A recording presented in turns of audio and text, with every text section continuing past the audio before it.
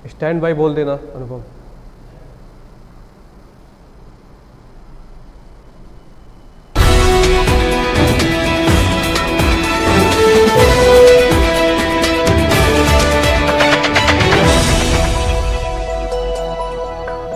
नमस्कार, मैं हूं प्रशांत द्विवेदी। संवाद में आपका स्वागत है। S7 का विशेष कार्यक्रम संवाद चल रहा है। आपको पता है कि हम कोविड-19 पर लगातार चर्चा कर रहे हैं। आज हमारे साथ में वरिष्ठ चिकित्सक डॉक्टर ब्रजेश सिंह सीधे लाइव जुड़ गए हैं। डॉक्टर ब्रजेश, आपका बहुत बहुत स्वागत है हमारे खास कार्यक्रम संवाद में। धन्यवाद सर, जिस तरह से पूरे देश में क्या पूरे विश्व में कोविड-19 फैल रहा है और लोगों में समस्याएं हैं, लोगों में एक तरह से अगर देखा जाए तो काफ़ी सारी भ्रामक स्थितियां भी हैं। आप एक वरिष्ठ चिकित्सक हैं, लगातार आप मरीजों को देख रहे हैं। आप एक तरह से देखा जाए तो आपका जो काम करने का तरीका है वो वाकई में काफ़ी अलग है, और आप जिस तरह से सेवा कर रहे हैं उसको भी S7 न्यूज़ चैनल और पूरी टीम सलाम करती है, क्योंकि कोविड-19 में आपने लगातार लोगों की सेवा की। कैसे देखते हैं इस पूरी बीमारी को, और एक डॉक्टर होने के नाते क्या कहते हैं आप? ऐसी महामारी कभी कभी आती है, ये 100 साल बाद ऐसी महामारी आई है जी। इसका लोग तो पहले से अनुभव नहीं रहा और आ गई है। हम सभी को मिल के लड़ना है और हम लोग साथ मिलकर लड़ेंगे तो इससे तो डॉक्टर साहब, आप एक जिम्मेदार डॉक्टर हैं, मतलब आप मुझे बताइए कि जिस तरह से अगर आप देखें, सरकार ने भी कहा कि लॉकडाउन किया इतना बड़ा, और अभी सैटरडे संडे को भी लॉकडाउन चल रहा है, लेकिन लोग जो है वो अभी गाइडलाइन को मान नहीं रहे ठीक से। आप बताइए कैसे, क्या उनको करना चाहिए और क्या करें वो? आप थोड़ा सा दिशा निर्देश कुछ दीजिए हमारे माध्यम से। आज जिस समय हमारे देश में केस कम थे उस समय हम लोग लॉकडाउन बहुत अच्छे से पालन करते, क्योंकि उस समय हमारे अंदर बहुत डर था। धीरे धीरे जैसे ही सरकार ने लोगों को छूट, तो लोगों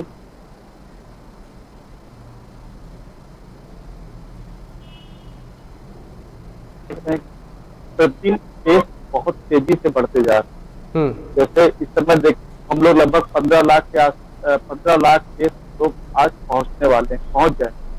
प्रतिदिन पूरे देश लगभग 50,000 के आसपास केस चल रहे हैं और यूपी आजकल हमारे ही रफ्तार ज्यादा हो गई है, लगभग 3,000 साढ़े 3,000 केस के आसपास प्रतिदिन हम लोग। तो ये लापरवाही बढ़ती जा रही है। सरकार भी मजबूर है कि वो लॉकडाउन की वजह से लोगों में आने की समस्या, बेरोजगारी बढ़ती जा रही है, तो इसलिए सरकार ने 2 दिन का लॉकडाउन किया है। लेकिन 2 दिन के लॉकडाउन में भी हम लोग नियम से अगर नहीं रहेंगे, हमें तो अपने आप को सेल्फ लॉकडाउन करना है कि पूरे 2 नहीं, हमें 1 हफ्ते का, अगर जरूरी काम नहीं है हम रोड पे की जाए हमारे, और जहां भी जाए हम लोग मास्क का प्रयोग जरूर करें, सोशल डिस्टेंस पालन जरूर। अगर ऐसा करेंगे तभी हम लोग इस पे विजय पा पाएंगे, नहीं तो सरकार लॉकडाउन करती रहेगी और हम तोड़ते रहेंगे, तो इससे सफल। अच्छा डॉक्टर साहब, मुझे बताइए कि ये जो बीमारी है कोविड-19 जिस तरह से फैल रही, जाहिर सी बात है इसकी कोई वैक्सीन नहीं बनी है, तो सावधानी तो बरतनी चाहिए। उसके अलावा बताइए क्या लक्षण है, अगर किसी को होता है तो क्या लक्षण है इसके, कैसे वो समझे कि उसको ये बीमारी हो गई है? आप अपनी बातों को बताइए सामने।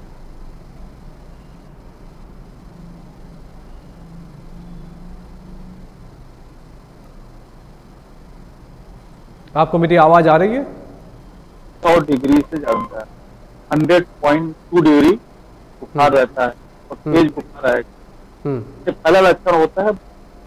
ये 70% लोगों में बुखार का लक्षण। दूसरा लक्षण आता है कफ, खांसी काफी ज्यादा आती है, ये भी 60% लोगों में। इसके अलावा एक लक्षण रहता है सांस, अगर कोविड और आगे बढ़ता है सांस एक समस्या शुरू हो जाती है। 2 लक्षण है जो आजकल बहुत बहुत बताए जा रहे हैं कि खाने का टेस्ट खराब हो जाता है और सूंघने की शक्ति कम हो जाती है। लेकिन ये 25% लोगों में होता है, 30 से 25% लोगों में ऐसा होता है। तो ये मेन 5 लक्षण, बाकी काफी लोगों में कोई लक्षण नहीं आता। तो जिन लोगों में आजकल बुखार आ रहा है और साथ में खांसी है, वो जरूर कोविड की जांच जरूर। इस समय एक बात और भी है, हमारे यहाँ कुछ लोग ये देख रहे हैं कि कोविड में आप सही हो जा रहा है, कोरोना अपने आप सही हो जाता है 80% लोगों, तो हम लोग अपनी जांच क्यों करें? बहुत सारे लोग डरते हैं जाते, तो उनके लिए संदेश ये था अपनी जांच जरूर करें, क्योंकि आप मान लीजिए आपकी इम्यूनिटी अच्छी है, आप ठीक हो जाएंगे, लेकिन आप 10 को कोई बीमारी फैला जाए, अगर जाने अनजाने आप फैला जाएंगे, घर में कोई बुजुर्ग है या जिसकी इम्यूनिटी कम अच्छी है तो उसकी जिंदगी दांव पे लगे। आप तो ठीक हो जाएंगे लेकिन दूसरा ठीक होगा या नहीं होगा इसकी कोई गारंटी। ऐसे लक्षण से अपनी जांच जरूर कराएं, जरूर।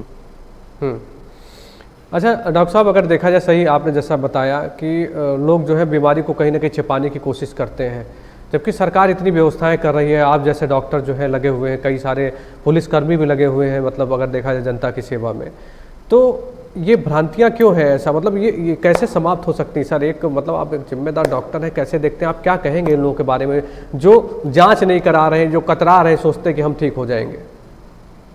शुरू में थोड़ा डर था कि लोग डरते थे कि जिस तरह से कि अगर मैं बीमार हो गया, मुझे कोरोना हो गया, पुलिस की गाड़ी आती है, एम्बुलेंस आती है, घर से लेके जाती है और घर से हम दूर हो जाएंगे, कोई कांटेक्ट नहीं हो पाएगा।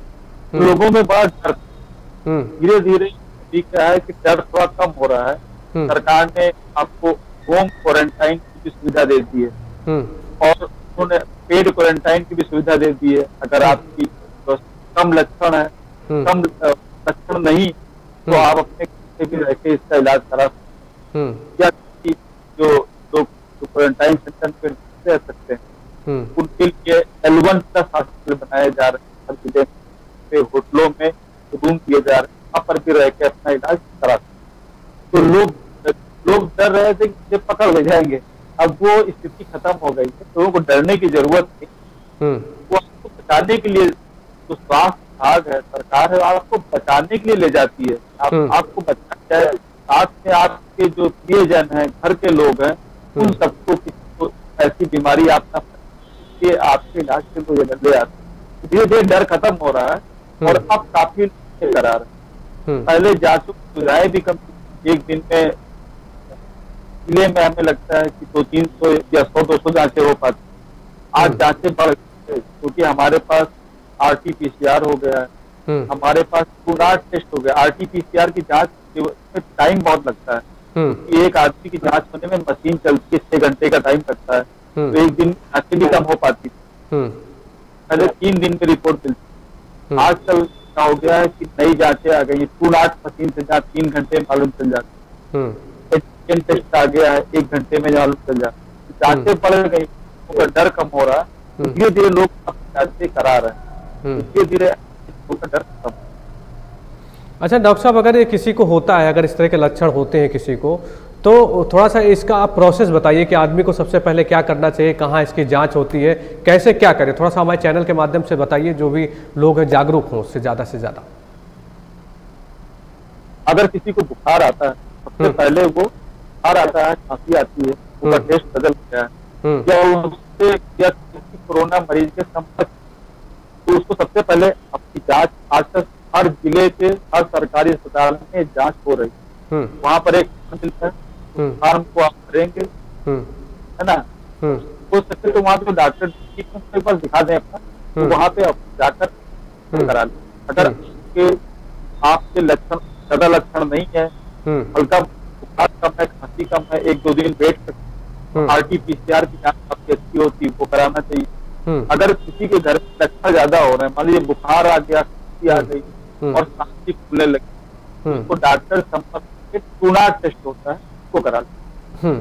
अगर आप जाने अनजाने किसी मरीज के संपर्क में आ जाए, उसके लिए सबसे जो जल्दी जांच मिलती है, तो सरकार का भी कम खर्च होता है, वो एंटीजन टेस्ट है, एंटीजन टेस्ट करा लें। आज अगर रिपोर्ट में पॉजिटिव आता है तो तुरंत आपको इंतजाम करना चाहिए। तो स्वास्थ्य विभाग के नोडल अधिकारी हैं, आजकल नंबर हर जगह, हर चैनल पे, हर पेपर में, हर स्वास्थ्य विभाग अपने नंबर नोडल ऑफिसर के नंबर बांट रही है। वो इंतजाम करने के बाद वो आपको ऑप्शन देंगे कि आपको होम क्वारंटाइन रहना है या हॉस्पिटल में, और लक्षण कैसे, ज्यादा लक्षण अगर नहीं है तो फिर तो आपको ये दोनों ऑप्शन, अगर लक्षण ज्यादा है तो ज्यादा है तो आपको अस्पताल में ही रहना पड़ेगा, या कोई रिस्क है आपने, आपकी उम्र ज्यादा है, मान लीजिए 50 साल से, या मान लीजिए कि शुगर है, या मान लीजिए कोई और बीमारी है, कैंसर है, टीबी है, आपकी इम्यूनिटी कमजोर है, तो आपको घर पे रहने का ऑप्शन नहीं मिलेगा, तब आपको अस्पताल में। सर हम आपसे रिक्वेस्ट करेंगे कि आप अपना जो माइक है वो थोड़ा सा पास में रख के बोलिए, क्योंकि आवाज़ जो है वो कुछ धीमी भी आ रही है। चलिए, इसके बाद अगर हम आगे बात करते हैं कि कोविड तो एक बहुत बड़ी बीमारी है सर, अभी इसकी वैक्सीन नहीं बनी, ठीक है। आप कई तरह के, आप फिजिशियन हैं, कई तरीके के मरीजों को देखते थे, उनके लिए कितना संघर्ष का टाइम है सर? क्योंकि आप के पास में कई और भी मरीज आते होंगे जिनको अलग अलग समस्याएं, उनको देखने के लिए सर अब आप क्या कर रहे हैं? आप क्या आपने प्लान किया? क्योंकि 3 महीने जिससे से लॉकडाउन था, जाहिर सी बात है बहुत सारे मरीजों ने आपको फ़ोन किया होगा, आप सुविधाएं देते थे किसी भी तरीके से, तो उसके लिए आपने क्या सोचा और क्या किया सर?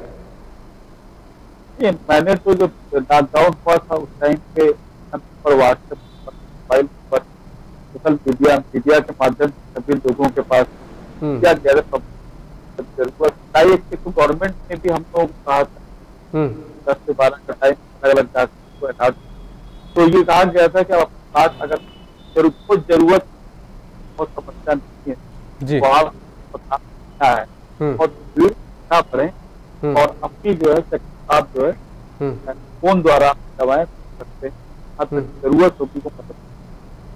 दूसरा ये है कि एक कोविड की वजह से एक समस्या और हर आदमी भी डर रहा है, हर डॉक्टर भी डर रहा है। कोविड की वजह से बाकी बुखार जो आज से शुरू होने वाले हैं, जैसे डेंगू और मलेरिया, सीजन जो है डेंगू मलेरिया और मौसमी बुखार, वायरल बुखार, इन्फ्लुएंजा का बुखार, बुखार शुरू, और जो बुखार है केवल कोरोना नहीं, इसके अलावा भी है बुखार, मलेरिया, डेंगू, वायरल बुखार और जो इन्फ्लुएंजा हमारा फैलता है, जो फैलता स्वाइन फ्लू, इसका भी समय यही, हमें इन सबके भी ध्यान रखना पड़ता है, क्योंकि ऐसा ना हो कि हम लोग कोरोना ढूंढते रहें और आज बीमारी प्रॉब्लम, इसलिए डॉक्टरों को भी और आज के लोगों को भी, सबको अपने आप को हर तरह से हर स्थिति के तैयार रखना चाहिए और हर बीमारी के बारे में सोचते रहना। ऐसा नहीं है कि हर मरीज कोरोना ही, अगर हम लोग हर मरीज को कोरोना ही सोचेंगे तो हो सकता है कोई डेंगू से, कोई मलेरिया से, वो भी उतने जरूरी है क्योंकि वो तो हर साल हो, कोरोना तो सर मैं यही बात आपसे समझना चाहता हूँ कि अगर किसी व्यक्ति को, अब आपने कहा कि जिस तरह से इस समय जो है वो एक फीवर का समय ही है, अगर देखा जाए तो ये जो समय चल रहा है इसमें डेंगू है, मलेरिया है, कई इस तरह की बीमारियां पहले भी होती आई हैं, और अगर देखा जाए तो उनके रोकथाम के लिए सरकार कुछ ना कुछ गाइडलाइन जारी करती थी, प्रचार प्रसार करती थी। लेकिन जहां एक और कोविड-19 है तो कहीं ना कहीं असमंजस की स्थिति, अगर किसी को बुखार आता तो सबसे पहले उसको यही लगता है कि कहीं मुझे कोविड-19 तो नहीं हो गया है। तो मैं ये बात समझना चाहता हूं सर कि जैसे बुखार तो सब मरीजों को आता है, जाहिर सी बात है, वो चाहे डेंगू का मरीज हो या कोविड-19 का हो या मलेरिया का हो, तो कैसे इसको रेक्टिफाई कैसे किया जा सके? मतलब कुछ पहले कुछ ऐसे लक्षण है जिससे पता लगे? जी देखिए, सबसे पहले क्या है कि जो बुखार तेज अगर आता है, बुखार तेज और ज्यादा लगते आता है तो वो जनरली मलेरिया में आता है, इस सीजन मलेरिया में। दूसरा है बुखार आता है, बुखार रहेगा और बदन में दर्द बहुत ज्यादा होता है, जैसे हड्डी तोड़, बोन ब्रेक फीवर, हड्डी तोड़ बुखार, वो डेंगू में तरह का बुखार है। और जो का बुखार होता है, उन्ना का बुखार होता है, वो बुखार बहुत तेज आएगा, स्पाइक साथ आएंगे, उसमें भी बहुत तेज आते हैं। लेकिन अधिकतर लोगों को साथ गले में खराश और खांसी की जरूर है, सीखने तो बहुत होने लगते हैं। डेंगू बुखार में चकत्ते पड़ने लगते हैं, कई बार क्या होता है छोटे दाने पड़ते हैं, चकत्ते पड़ने लगते हैं। अगर हम आजकल कॉमन जांच, ब्लड की पहली जांच कराएं, आम आदमी बीपी का टेस्ट होता है उसमें प्लेटलेट कम, तो शुरुआती तो जांच की बात को डॉक्टर पहचानेगा। लक्षणों में ये ध्यान रखें, तेज बुखार अगर दानों के साथ है तो मलेरिया का बुखार ज्यादा लगने आता है, लेकिन इसका एक समय हो, कई बार सुबह आया शाम को आया, आज आया एक दिन बाद आया, मलेरिया का बुखार अभी कई बार एक दिन छोड़ के भी आ जाता है। डेंगू का दिन आएगा और लेकिन जिसका बुखार है, कोरोना का बुखार है, उसका बुखार और खांसी। एक बुखार और है जो स्वाइन फ्लू का बुखार होता है, इसमें बड़ा कंफ्यूजन होता है, मतलब दोनों के लक्षण एक ही जैसे होते हैं। स्वाइन फ्लू का बुखार हो गया और कोरोना का बुखार हो गया, मुझे खांसी आती है, मुझे खांसी आती है। अब आज कैसे पहचान, डॉक्टर भी कंफ्यूज, मरीज भी कंफ्यूज। तो जो फ्लू का बुखार होता है उसमें अधिकतर लोगों को जुकाम से शुरुआत, कोल्ड, कि वो स्वाइन फ्लू है, फ्लू का मतलब कोल्ड, अधिकतर लोगों को कोल्ड। और कोरोना में जनरली जुकाम, नाक का सब्सटेंस जरूर बदल जाता है, हम सूंघने की शक्ति जरूर बदल जाती है। कोरोना हमारे नाक से प्रवेश करता है, हमारे प्रवेश करता है, लेकिन जनरली जुकाम नहीं, तेज बुखार उसको कैसे डिफरेंशिएट करते हैं। दूसरा ये कि आजकल जो नियम हो गया है, जनरली हमें हर बुखार को, क्योंकि महामारी का समय है, ये हर बुखार में एक जांच किसी सरकार में उपलब्ध है।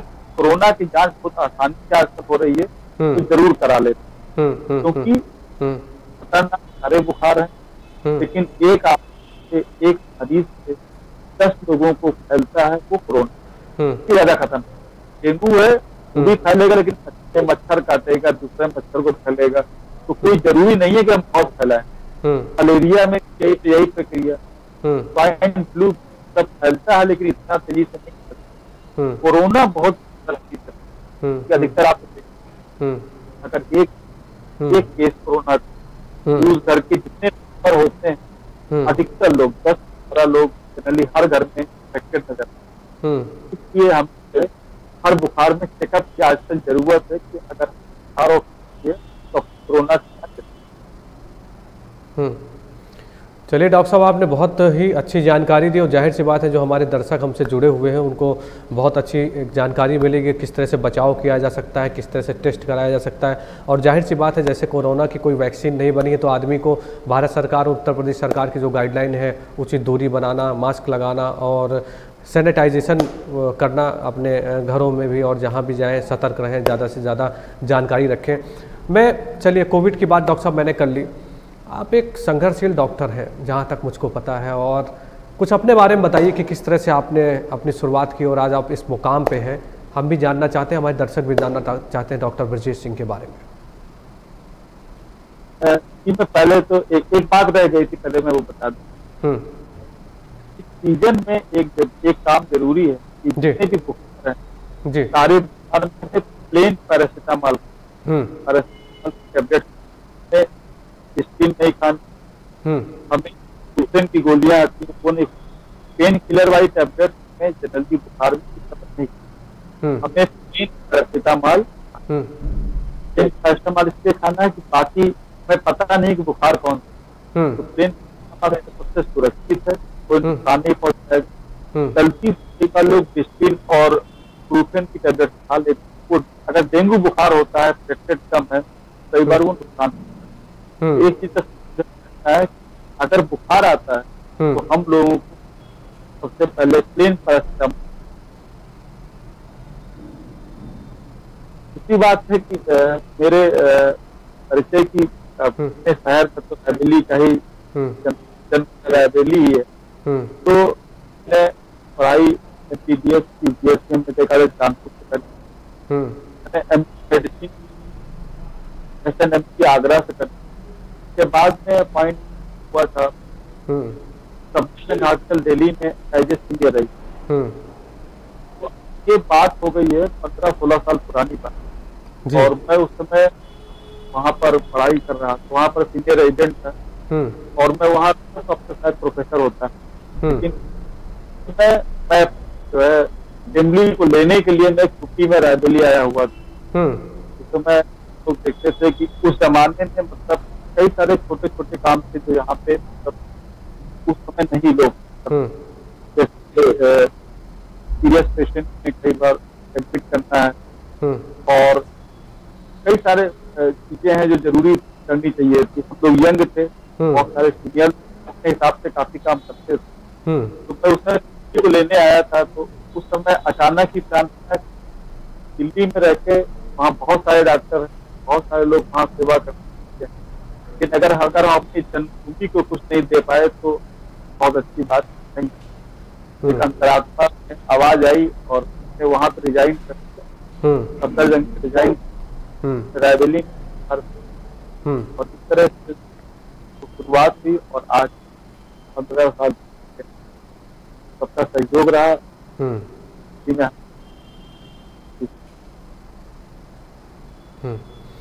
डॉक्टर साहब, काबिल तारीफ है आपकी सेवा भी, और आपने जिस तरह से अपने शहर के लिए, अपने लोगों के लिए इतना बड़ा त्याग किया, इसके लिए आपको बहुत बहुत शुभकामनाएं हैं। S7 न्यूज़ चैनल परिवार आपको शुभकामनाएं देता है, और इसी तरह से आप जिस तरह से सेवा कर रहे हैं कोविड-19 में, जिस तरह से आपने सेवा की, इसके लिए आप बधाई के पात्र हैं। आपको बहुत बहुत धन्यवाद कि आप S7 के साथ में सीधा लाइव जुड़े, इसके लिए आपने टाइम दिया। बहुत बहुत धन्यवाद, बहुत बहुत शुभकामनाएं आपको।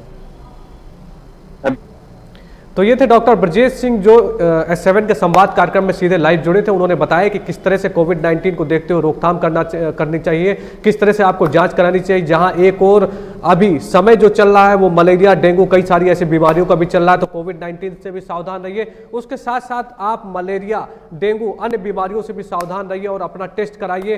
किसी तरह से घबराने की जरूरत नहीं, क्योंकि उत्तर प्रदेश सरकार लगातार आपके लिए प्रयास कर रही है और टेस्ट की प्रक्रिया जो है रायबरेली में लगातार जारी है। अगर आपकी कोई समस्या है तो आप डॉक्टरों से मिलिए, मुलाकात करिए, और सबसे बड़ी बात है कि आपको सावधानी बरतनी बहुत जरूरी है। आप सावधानी से रहिए, बाजारों में कम जाइए, मास्क लगाइए और कोशिश करिए कि आप एक दूरी बनाइए। दूरी बनाएंगे आप, तभी आप सुरक्षित रहेंगे। S7 के संवाद में फिर होगी मुलाकात। नमस्कार।